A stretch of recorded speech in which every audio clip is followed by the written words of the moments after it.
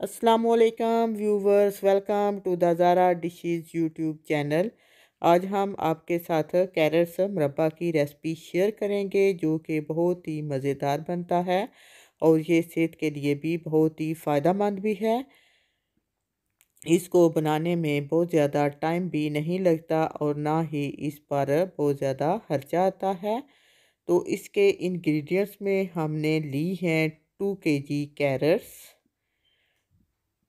जितनी कैरेट्स होंगी उससे हाफ आपने शुगर लेनी है। 1 kg शुगर, 1 लेमन है जिसमें से हाफ का हम रस डालेंगे। 4-5 ग्रीन इलायची है जो कि बहुत अच्छी खुशबू देती है और इसका खाने में टेस्ट भी बहुत ज़बरदस्त होता है।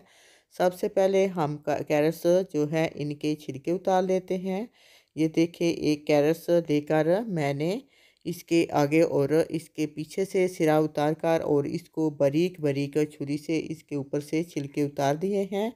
इसी तरह बाकी कैरेट्स के भी हम आगे और पीछे से इनके सिरे उतार कर छुरी से इसके बारीक बारीक छिलके उतार देंगे कि इस पर बहुत ज़्यादा बहुत मोटा छिलका भी नहीं होता और ना ही इसको मोटा छिलका उतारने की ज़रूरत होती है, क्योंकि अगर हम इसका ऊपर से मोटा छिलका उतारेंगे तो इसके सारे विटामिन्स वेस्ट हो जाएंगे।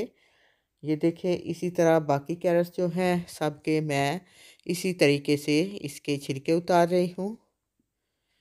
ये कैरेट्स जो होती हैं इनको ज़्यादा देर तक हम छील कर रखेंगे तो ये ब्लैक हो जाएंगी, तो इसलिए बेहतर होता है कि इनको फ़ौरन जो आप चीज़ बनाना चाहते हैं वो बना लें। ये देखें, सारी कैरेट्स के मैंने छिलके उतार दिए हैं। ये मेरे पास बड़ी कैरेट्स हैं तो इसलिए इनको दरमियान से काट कर और इसमें एक गूदा होता है जिसको आप कील कहते हैं आम लैंग्वेज में, वो निकाल देंगे। ये देखें, ये मैंने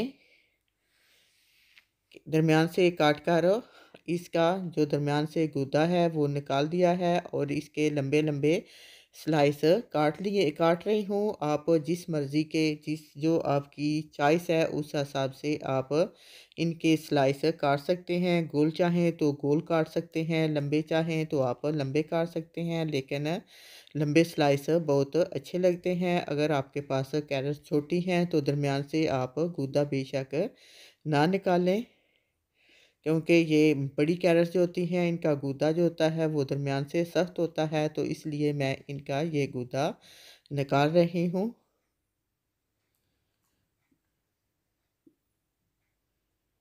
ये देखें, इसी तरह सारी कैरेट्स जो हैं इनको मैंने दरमियान से काट कर इनके गूदा निकाल दिया है और एक देगचे में मैंने डाली है। ये देखें, और इसमें मैंने 1 kg शुगर जो है वो डाल दी है। 2 kg कैरेट्स थी तो 1 kg मैंने शुगर डाली है और ऊपर से कवर करके इस तरह इसको मिक्स कर देना है और मिक्स करके तकरीबन 1 घंटे के लिए आपने छोड़ देना है।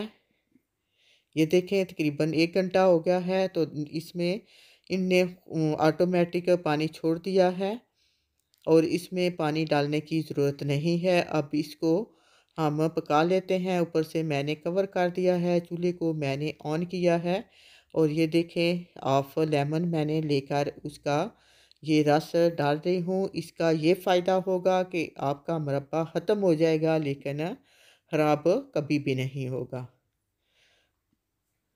और ना ही इसकी शुगर जो होती है वो इकट्ठी होती है। ये बहुत ही ज़बरदस्त मुरब्बा रहता है।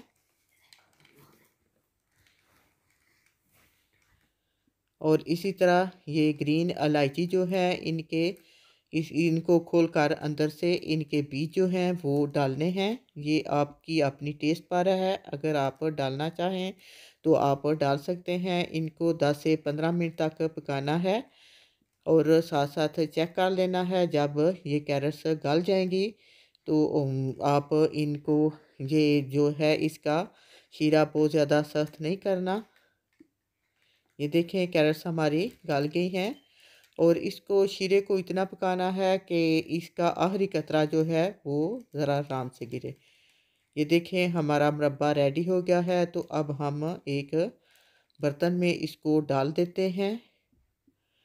आप इसको जितनी देर मर्ज़ी है 2 माह तक आप इसको यूज़ कर सकते हैं। ये कभी भी ख़राब नहीं होगा क्योंकि हमने इसमें जो नींबू का रस डाला है वो बहुत ही फ़ायदेमंद है।